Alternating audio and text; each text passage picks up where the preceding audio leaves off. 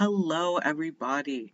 I come with some old news that I think should be talked about a little bit more. Now, this comes from 2021, where the United Nations tried passing this thing called the right to food. Now, I will leave this PDF in the description so that you can read the whole thing for yourself, as well as everything else I talk about. But what I found really interesting is that it's called the right to food. And so I'm thinking, well, yeah, I believe humans have a right to food. That seems reasonable. And apparently, most of the world agreed with that. I cannot find the actual vote because it is a nightmare to go through these government websites and figure out what they're saying. Where are the votes at, literally?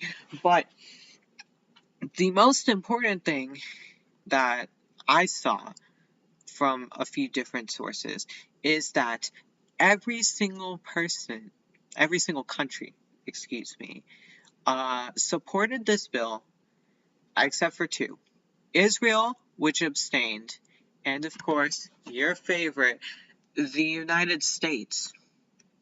So that was shocking, to me at least, because I would think the United States would want people to have a right to food.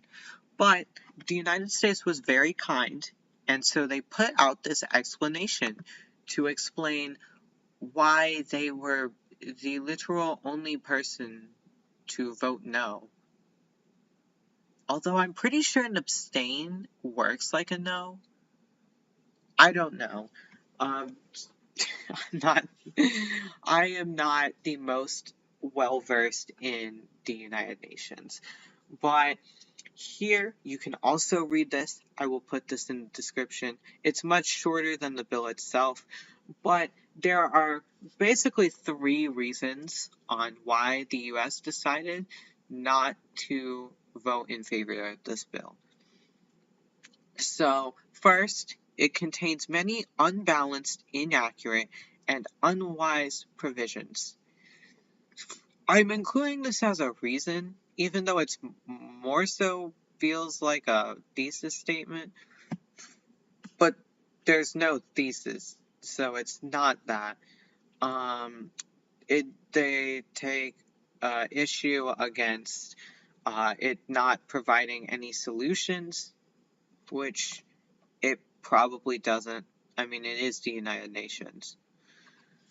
But I think the other two reasons are more interesting. Secondly, the United States is concerned with this concept, food sovereignty, which I had never heard of, could justify protectionism, or essentially what this says is it could hurt the food market, or this food sovereignty concept could hurt the food market, or maybe sustainability. It could hurt the market or the food supply. So we'll come back to the food sovereignty later, but cross-referencing it with the bill, I have it pulled up here. It appears once. It says, notes the need to further examine various concepts such as food sovereignty. This is not the United Nations, at least this is not the bill saying we will implement food sovereignty. It's just saying we should look at food sovereignty and how it affects this. So the United States' second reason is that food sovereignty is such a scary concept on its own that even looking at it could prove dangerous to the market and or food security. So like I said, I'll come back to that later. But third, and most interestingly, is that they do not recognize, they say that states, this case being nations, so like the United States does not have obligations to aid this is like aiding foreign countries, I think. I think this is mainly what they're going at, is we do not have an obligation to help out other countries based on a concept of a right to food, which we do not recognize and has no definition in international law. So, our three reasons so that you can keep track of them are: one, it does not provide a solution for preventing hunger and malnutrition. Two, food sovereignty is a scary concept that we don't like. And three, a right to food doesn't exist. We don't think it exists. So, yikes. It feels like a yikes. I'm sure it's more complicated than that because everything's always complicated. But this just seems like the United States is saying that humans don't have a right to food, which is horrifying. Okay? It's horrifying. But now, we have to get to food sovereignty because I didn't know what that concept was. So I searched it up.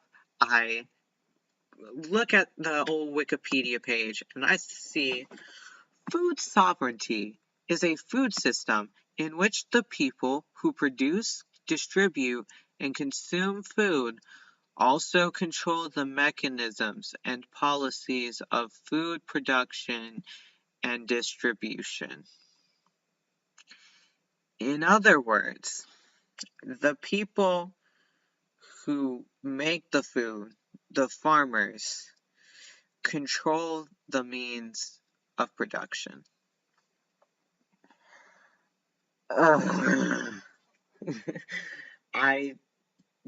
Now I see why the United States does not like that concept very much.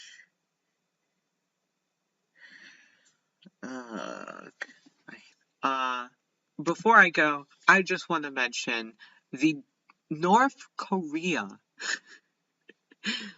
said yes to this bill, and the United States said no. Even North Korea recognizes a right to food, apparently. North Korea. Bye, guys.